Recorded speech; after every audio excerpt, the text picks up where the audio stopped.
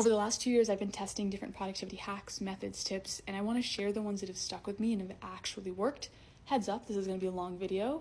I don't really have a way to summarize this quickly, so you're just going to have to watch it if you want to know what these are. So for starters, plan your day before the day begins. Do not wake up and say, okay, what do I want to work on today? And then figure it out. Your brain is not going to work the same.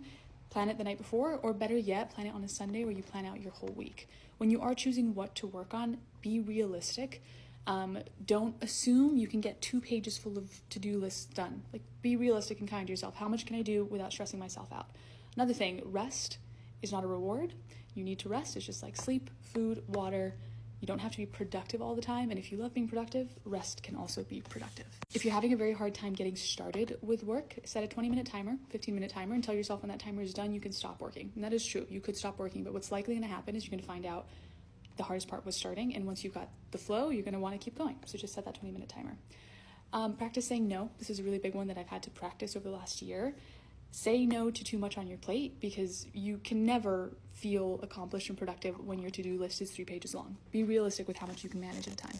Process first, software second. Do not think a fancy to-do list software, a fancy project management software is going to fix your problems. You need to have a good process first.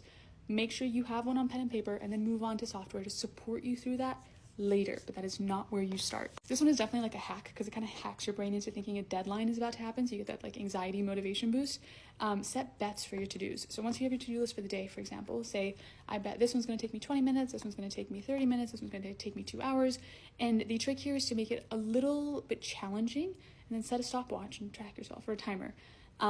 It gives you that same like panic-induced deadline, or deadline-induced panic when you have like a school assignment due or something due the next day, and you have to just like get your brain to work to make it happen. Okay, 3 more, even though I have a lot more. Stack your habits. So let's say you want to form the habit of drinking a cup of water first thing in the morning, every morning. Instead of just assuming you're going to remember to do that or adding it as a to-do list on your phone, set that cup of water next to your toothbrush, or maybe set it next to your bed, or set it next to your favorite pair of shoes, or whatever you know you're going to gravitate towards in the morning. So just put it next to another habit, and you can do that with any other habit. That's from a cool book. I don't remember the name right now. Another one for the mornings. Your brain does not work for the first 20 minutes of every morning. Just assume that. So if you're wanting to do something, let's say stretch, go to the gym, set yourself up for that the night before. Lay out your clothes, prep your water bottle, prep your bag, whatever, so that you can just follow the steps when you wake up instead of thinking, oh, what do I need to do, and then doing it.